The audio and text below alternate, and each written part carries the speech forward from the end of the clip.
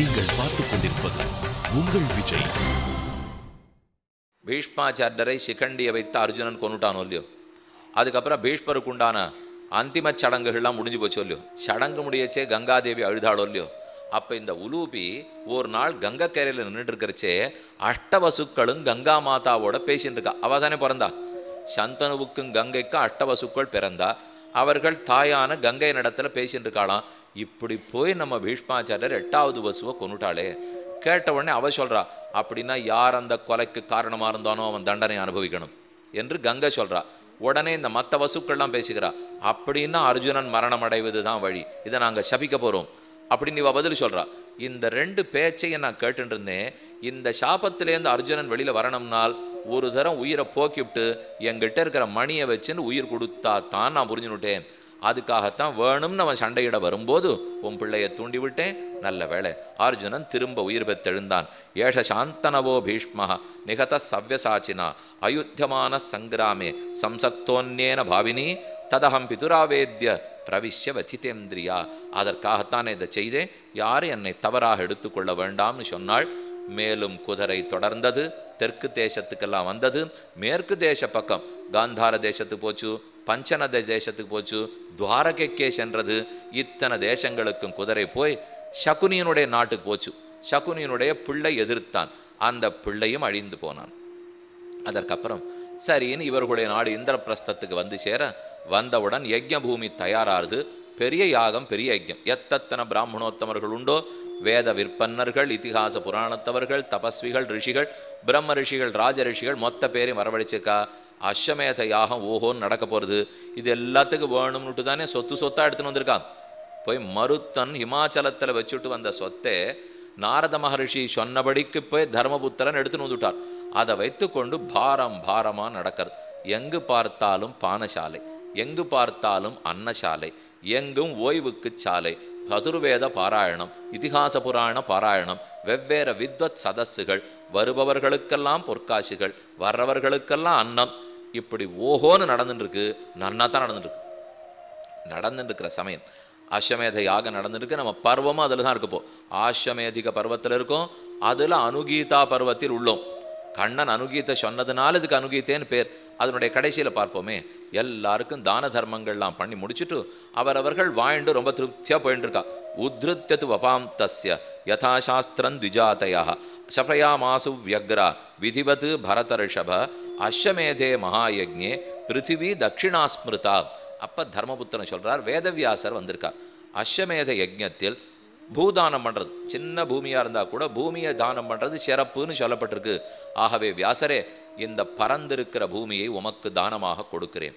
என்று தான் வாழற பூமி, தான் எந்த பூமிக்கு ராஜாவாக இருக்கானோ அதையே வியாசருக்கு தானமாக கொடுக்குறான். வியாசர் அதை பெற்று, கவலைப்படாதே, நான் இந்த பூமியை வச்சு எதுவுமே பண்ண போகிறதில்லை, நீ ரொம்ப திருப்தியாக தான் கொடுத்துருக்கிறாய், இந்த அந்த பூமியை நீயே உனக்கே ஆளட்டும்னு கொடுக்கிறேன். நீர் பூமி கொடுத்தது ரொம்ப உயர்ந்த செயல், சொர்ணதானம் கொடுத்தது சிறந்தது, அன்னதானம் கொடுத்தது சிறந்தது, இந்த யஜ்ஞத்தை போல எங்கும் யஜ்ஞம் நடந்ததில்லை அப்படின்னு வியாசர் சொல்றார். ஆகாசத்தில் போகிற சாரணர்கள், கிண்ணர்கள், கந்தர்வர்கள் அவள் எல்லாரும் பேசின்னு போகிறாளாம், பூமியில் இதை போல எங்கேயும் நாங்கள் அஸ்வமேத யாகம் பார்த்ததில்லை. ந கரிஷ்யதி தன்லோகே கஷ்டிதன்யோ நராதிபா யத்கிருதம் குருராஜேன மருத்தஸ்ய அனுகுர்வதா பிரதிகிருஹ்யது தத்ரத்னம். ஹிமாச்சலத்திலேருந்து எடுத்துன்னு வந்த பொற்குவியல், அங்கேருந்து வந்திருக்கிற ரத்தன குவியல், இது இத்தனை குவியலை அங்கே இருக்கிற எல்லாருக்கும் தர்மபுத்திரன் பிடிச்சு கொடுக்கிறார். இதை போல் பெற்றதில்லைன்னு வாங்கிட்டு போயிட்டா. ததஸ்தே பிராமணா சர்வே முதிதா ஜக்முராலயாது. அப்படி போயின்னு இருக்கா. இதை போல எங்குமே நடந்ததில்லைன்னு நடந்துருக்கு. அப்போ பார்த்து யஜ்ஞசாலைக்குள்ளே கிடுகிடுன்னு பெரிய கீரிப்பிள்ளை ஒன்று புகுந்து. யாரும் எதிர்பார்க்கல. எதுக்கு யஜ்ஞசாலைக்குள்ள கீரிப்பிள்ளை வருது? தர்ப்பிதேஷு திஜாக்ரேஷு பதத்சு புஷ்பவர்ஷேஷு தர்மராஜஸ்ய மூர்தனி நீலாட்சஸ்தத்ர நகுலஹ ருக்மபார்ஸ்வ ததானக. ஆகாசத்திலேருந்து தேவர்கள் பூமாரி பொழியச்சே தர்மபுத்திரன் தலையிலே, நகுலன் தலையிலே, சகதேவன் தலையிலே எல்லாரும் பெருமிதத்தோடு உட்காண்டிருக்கா. நம்ம தர்மத்துக்கு கிடைச்ச பரிசு, எல்லாரும் நன்னா இருக்கட்டும் அப்படின்னு தர்மபுத்திரர் உட்காண்டிருக்கார். இந்த பரிசுக்கெல்லாம் இவனுக்கு தகுதியே கிடையாதுன்னு பேசுறதுக்கு ஒரு கீரிப்பிள்ளை வருது. வந்த கீரி மேகமிடிக்கிறா போல கிடுகிடுன்னு பேச ஆரம்பிச்சது. சகிருதுத்ஸ்ருஜ்ய தன்னாதம் திராசயானோ மிருகத்விஜான் மானுஷம் வச்சனம் பிராக திருஷ்டோ விலசயோ மகான். அது உடனே மனுஷ குரல்ல கிடுகிடுன்னு பேச ஆரம்பிச்சது. என்ன பேசுறது? கீரி பேசுறதே. இன்னொரு ஆச்சரியம், கீரியினுடைய உடம்புல ஒரு பக்கம் தங்கமயமா இருக்கு, இன்னொரு பக்கம் கீரி பிள்ளை உடம்பாட்டம் தோலாட்டம் இருக்கு.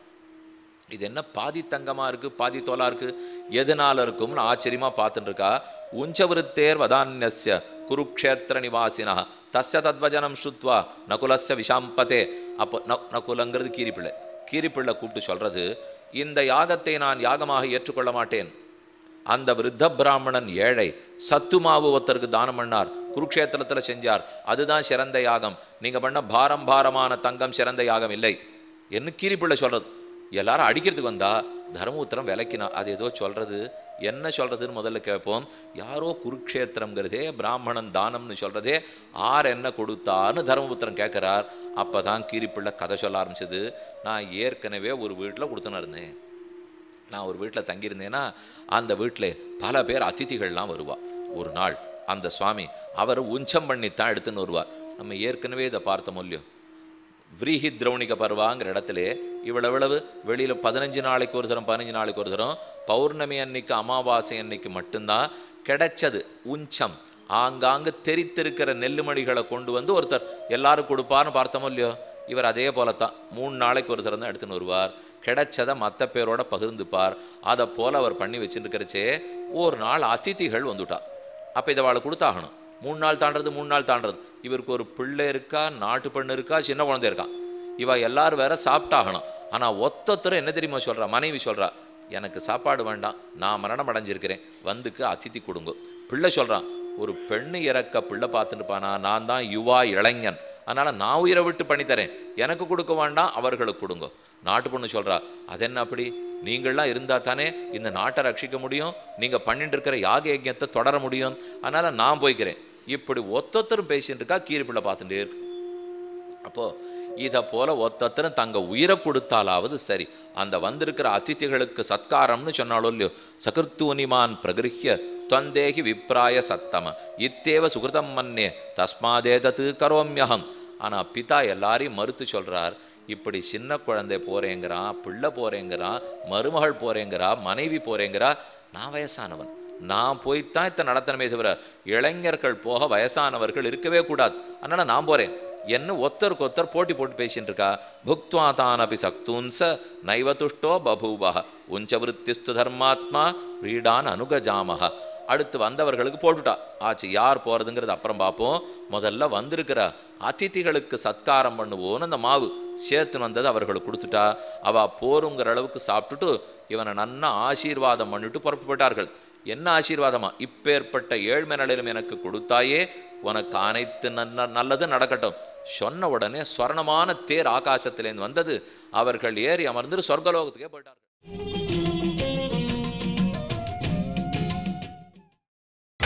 நீங்கள் பார்த்துக் கொண்டிருப்பது உங்கள் விஜய். நதர்ம பிரியத்தே தாத்த தானயிர்தத்தைர் மகாபலைஹி நியாயலப்தைர் யதா சூக்ஷ்மைஹி ஸ்ரத்தாபூதைஹி ச துஷ்யதி ததஸ்து சக்துகந்தேன क्लेदेन सलिलस्य च दिव्यपुष्प विमर्दाच्च साधोर्दान लवैश्चतैः विप्रस्य तपसा तस्य शिरो मे काञ्चनीकृगम्. அவன் புறப்பட்டு போயிட்டான், வாங்கிண்டவாளும் கிளம்பி போயிட்டா. இவர் கொடுத்தவர் சொர்க்கத்துக்கு போயிட்டார். ஆனால் அவன் கொடுத்தவன் சாப்பிட்டவாளுக்கு நடுவில் 2 தூள் கீழே விழுந்திருந்து பார். தர்மபுத்திரா, இவன் கொடுக்கறச்சே அந்த மாவு தூள்லாம் கீழே விழுந்திருந்ததா, எனக்கு ரொம்ப திருப்தி. அந்த தூளில் 2 கிடைக்குமாங்கிறதுக்காக மோதிண்டு அதை சாப்பிட போனேன். அப்படியே வழுக்கித்து தூளில் விழுந்துட்ட உடனே எப்படி எழுந்திருக்கிறதுன்னு மாவு வழுக்க அப்படி இப்படி புரண்டேனா, புரண்ட இடத்துலலாம் என் மேனி தங்கமாயிடுது.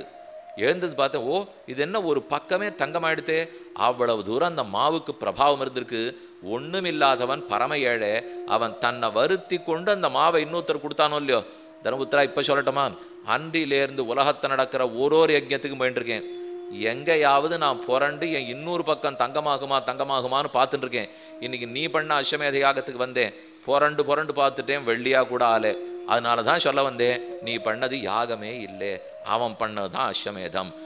தர்மபுத்திரன் பாரமாக தங்கத்தை கொண்டேன். எத்தனை குதிரை, எத்தனை ஒட்டகம், எத்தனை யானை, எத்தனை தேர். ஆனால் இதெல்லாம் ஹிம்சையால் பண்ணப்பட்ட யஜ்ஞம். யாரோ தன்னை அழிக்கணும், சண்டை போடணும், போய் எடுத்துன்னு வரலாம்.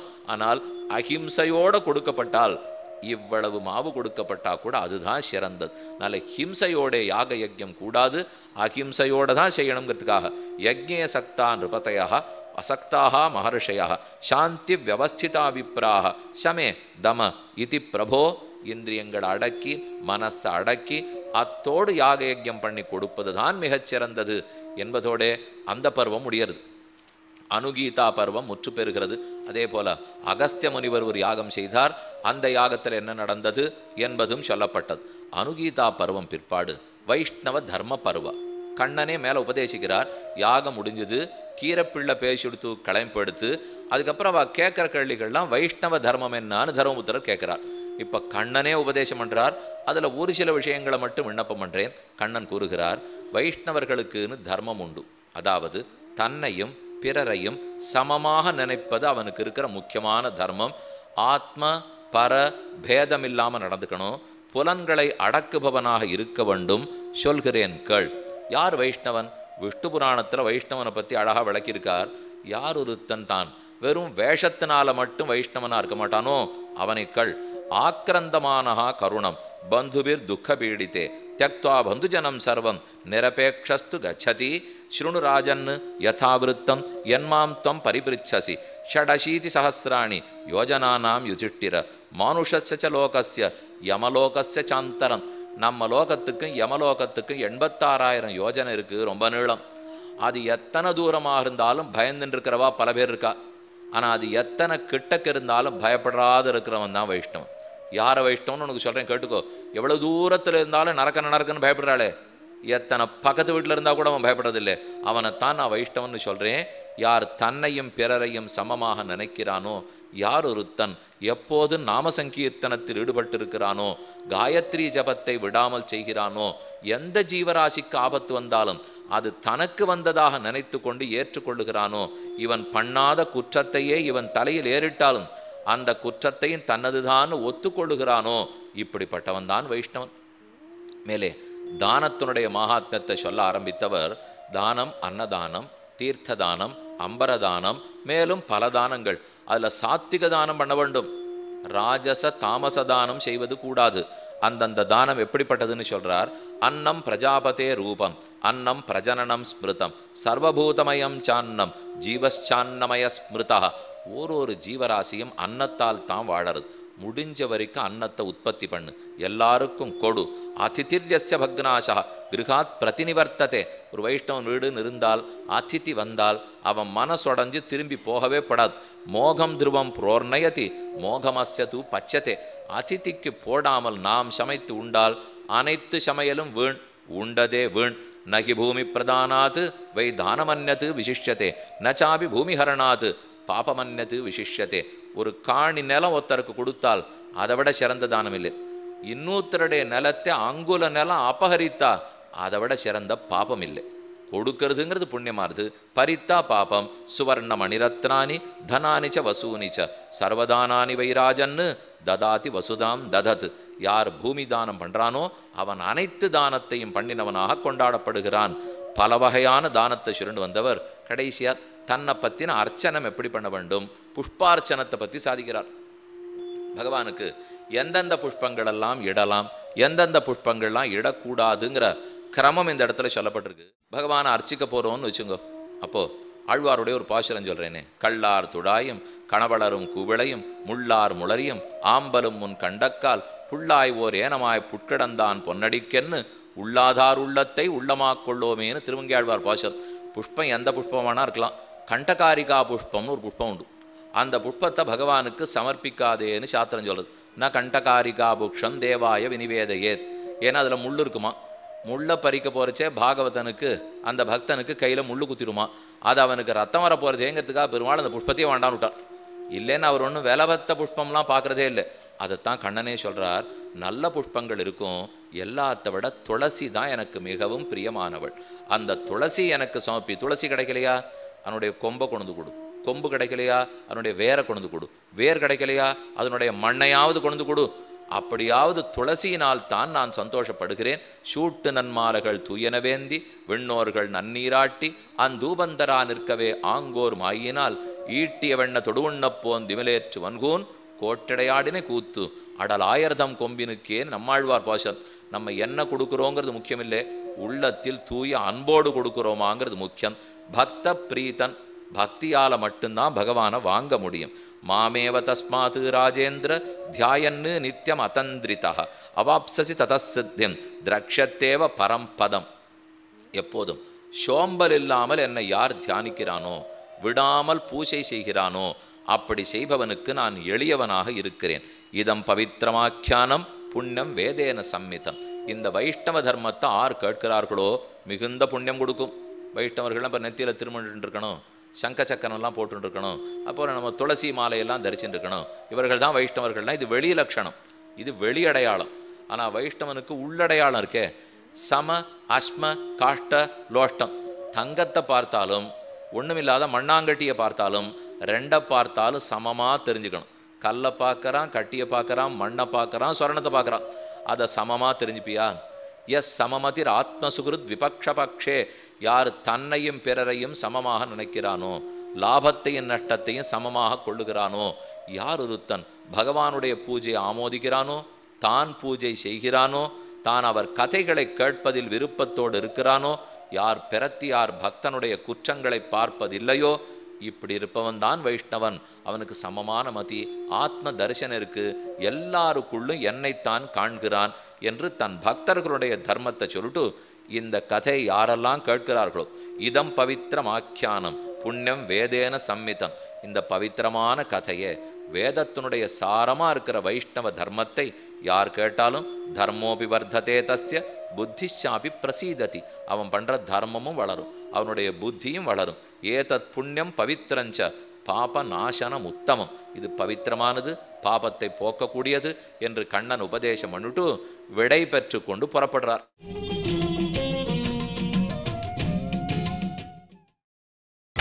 நீங்கள் பார்த்துக் கொண்டிருப்பது உங்கள் விஜய். துவாரகைக்கு போகணுமே, போறேன்னு சொல்லிட்டே இருக்கார். ஒரு தரையும் சொல்றா, ஒன்று கேட்டுட்டே இருக்கா, ஒன்று பதில் சொல்லிட்டே இருக்கா. போறார், போனவர் திரும்பி வருகிறார், சென்றவர் திரும்பி வந்து யாகத்துக்காக வந்தாரோ இல்லையோ, அப்பவே விடை பெற்றுன்னு புறப்பட்டு போயிட்டார். அஸ்வமேத யாகத்தை பார்க்கணுங்கிறதுக்காக வந்தார். வந்தவர் இந்த தர்மத்தெல்லாம் உபதேசித்து புறப்படுறார். கதேஷு தேஷு சர்வேஷு கேசவ கேசிகா ஹரிஹி சஸ்மான தாருகம் ராஜன் சச்ச சாத்திகினா சக சமீபஸ்தோ அபவத் சூதா யாகி தேவேதி சாப்ரவீத்.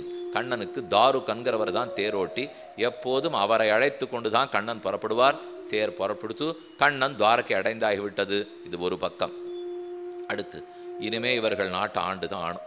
தர்மபுத்திரன் இனிமே பாக்கி இல்லை, எல்லாரிடத்துலையும் கேட்டுண்டாச்சு, மொத்த தர்மங்களையும் அறிந்தான். கண்ணனும் புறப்பட்டுட்டார். அஸ்வமேதையாக முடிஞ்செடுத்து இனிமே நாட்டை ஆழ்வோன்னு தொடங்குறார். 15 ஆண்டுகள் கூட 3 ஆண்டுகள், 18 வருஷம் ஞாபகம் வச்சுங்கோ. திருதராஷ்டிரன், காந்தாரி, குந்தி தேவி இவர்களெல்லாம் நாட்டில் கூட இருந்தது 15 வருஷம். அதுக்கப்புறம் இங்கே இருக்க முடியலையேன்னு புறப்பட்டு காட்டுக்கு போயிட்டா. அங்கே தான் ஆசிரம வாசிக்க பருவா. இனிமேல் நம்ம அடுத்து பார்க்க வேண்டியது ஆசிரம வாசிக்க பருவா. அதுக்கடுத்தது முசல பருவா, மௌசல பருவா, அதற்கப்புறம் தான் மகாபிரஸ்தான பருவா, கடைசியாக சொர்க்காரோகண பருவா. இதெல்லாம் சுருக்கமான பருவங்கள். ஆசிரம வாசிக்க பருவத்தில் மொத்தம் 3 உபபருவங்கள். முதல் ஆசிரமவாச பருவா, 2வது புத்திர தரிசன பருவா, 3வது நாரத ஆகமன பருவா. இந்த 3 ஆசிரமவாசத்திலே, ஆசிரமவாசம்னா காட்டில் போய் வசிப்பது. காட்டிலே நெருப்பு பிடிச்சி 3 பேரும் போய்ட்றா. 15 வருஷம் வரைக்கும் நாட்டில் இருந்தார்கள். அப்புறம் 3 வருஷம் காட்டில் வாழ்ந்திருக்கா. அதற்கப்புறம் நெருப்பு பிடிச்சி கொடுத்து 3 பேருமே உயிர் தியாகம் பண்ணிவிட்டா. அவள் காட்டுக்கு போனது ஆச்சரியம் இல்லை. குந்தி தேவி திருத்தராஷ்டிரனுக்கும் காந்தாரிக்கும் கைங்கரமானம்னு கூடவே போயிட்டா. இத்தனை நாள் பிள்ளையை பிரிஞ்சு இருந்திருந்தாலும் ஒரு 15 வருஷம் பிள்ளைகளோட கூட இருந்தா போதும்னு தோணித்து புறப்பட்டே போனாள். அப்போ 18 வருஷம் வரைக்கும் இவர்களெல்லாம் இருந்தது பிராணம் பட்டது. அதுக்கப்புறம் 18 வருஷங்கள் கண்ணன் இருந்தார். அப்புறம்தான் அவர் துவாரகையிலேருந்து வைகுந்தத்தை அடைஞ்சிட்டார். 18 பிரிச்சுனா 36 வருஷம். ஏன் 36? ஏனெனில் ஏற்கனவே காந்தாரி கொடுத்திருந்தாளோ இல்லையோ, கண்ணா எப்ப நீ எம் பிள்ளைகளுடைய மரணத்துக்கு காரணமாக இருந்தாயோ உன்னை 36 வருஷம் கழித்து உன் குலத்தோட சேர்ந்து நீ நாசம் போவாயின்னுட்டு இப்போ அதுக்கு தான் காலம் வரப்போகிறது. ஆசிரமவாசிக்க பருவம். பிராப்பியம் ராஜ்யம் மகாத்மானஹ பாண்டவா ஹதசத்ரவஹ திருதராஷ்டிரம் புரஸ்கிருத்திய பிருத்திவீம் பரியபாலயன். திருதராஷ்டிரனை முன்னிட்டு கொண்டு பூமண்டலம் முழுவதும் பாண்டவர்கள் நன்கு ஆட்சி புரிஞ்சிருந்தா. பாண்டவா சர்வகாரியாணி சம்பிருச்சந்தி ஸ்மதம் நிருபத். நிருபனாய் இவர் தர்மபுத்திரனே நாட்டை ஆண்டு இருந்தாலும் திருத்தராஷ்டிரனை கேட்காம அவ ஒன்றும் பண்ணலை. எதை சொன்னாலும் முடிவுகளை அவரிடத்துல சொல்லிட்டு இருந்தா. அவர் அனுமதி பெற்றுத்தான் பண்ணியிருந்தா. நிரம்ப கைங்கரியங்களை திருத்தராஷ்டிரனுக்கு பண்ணிட்டு இருந்தா. திருப்தியாக தான் இருந்தார். ஆனால் எல்லாரும் அவனை ஒத்துண்டா. ஏனோ பீமசேனனால் மட்டும் நடந்ததை மறக்கவே முடியல. அதனாலே எப்போ அவன் காதுபட பார்த்தாலும் இந்த பலமான கையால் தான் 100 பேரை கொன்னேன் அப்படின்னு வேணும்னு அவர் காதுபட சொல்கிறது. யார் காந்தாரி எங்கேயான்னு இருந்திருந்தாலும் இவன் எங்கள் 5 பேரை அழிக்கிறதுக்கு என்ன பாடுபட்டிருப்பான், கடைசியில் அவனையே யமலோகத்துக்கு நான் தான் அனுப்பிச்சேன் என்ன அவ காதுபட சொல்கிறது. இதில் ஒரு குரூர திருப்தி. இது நம்மகிட்டே இந்த குரூரமான ஒரு திருப்தி இருக்குமோ இல்லையோ. ஓரோ தரையும் தர்மபுத்திரர் சொல்லி பார்த்தார், வேண்டாம் பீமா, தப்பு பண்ணாதே. அவனவன் நானே ரொம்ப கஷ்டப்பட்டு என் வருத்தெல்லாம் தீர்ந்து போனா போகிறதுன்னு ஆட்சி புரிய வந்திருக்கேன். நீ தான் இப்போ திரும்ப பேச ஆரம்பிச்சே காடு தான். இவர் ஏற்கனவே காடுன்னு பயமுறுத்தினே இப்போ திருப்பி வந்திருக்காரோ இல்லையோ. அடுத்து மேலும் சொல்றார், ஆனுசம்ச பரோ ராஜா பிரியமானோ யுதிஷ்டிரா உவாச்ச சதா பிராத்ருன்னு அமாத்தியாஞ்ச மகீபதி. அமாத்தியர்களிடத்திலே மந்திரிகளிடத்திலெல்லாம் சொல்லி வச்சிருக்கார், தம்பிகளிடத்துல சொல்லி வச்சிருக்கார். யாதும் அவர்கள் இட்டபடி தான் நடக்கிறது. மனம் கோணாதபடிக்கு நடந்து வேண்டிய இடத்தை ஒதுக்கி வேண்டிய தான தர்மங்களை பண்ணி அப்படித்தான் திருத்தராஷ்டிரனை வச்சுருக்கார். ஆனால் ஏனோ ஒரு முறை இப்படியே 13 வருஷம் ஓடித்து, 14வது வருஷமும் ஓடித்து, 15வது வருஷமும் ஓடித்து. ஒரு நாள் திடீர்னு திருத்தராஷ்டிரர் கைகூப்பிண்டு வந்து, தர்மபுத்திரா நான் காட்டுக்கு போகலான்னு இருக்கேன். எதனால திடீர்னு இந்த மனமாற்றம்? அன்னைக்கு காந்தாரியம் வரும் உட்காந்துருக்கிறச்சே காதுபட பீமசேனன் பேசிவிட்டான். ததைவ பீமசேனோபி திருத்தராஷ்டிரம் ஜனாதிபம் நாமர்ஷத ராஜேந்திர சதைவ துஷ்டபத்தா. அன்றைக்கு திரௌபதிக்கு நடந்த அவமானமே அவன் நெஞ்ச விட்டு போகவே இல்லை. துக்க நிகழ்ச்சிகளை மறக்க தெரிஞ்சுக்கணும். ஆனால் நமக்கு அதுதான் திரும்ப திரும்ப ஞாபகத்துக்கு வரும். நல்ல நிகழ்ச்சிகளை ஞாபகப்படுத்த தெரிஞ்சுக்கணும். ஆனால் அதுதான் ஞாபகத்துக்கே வராது.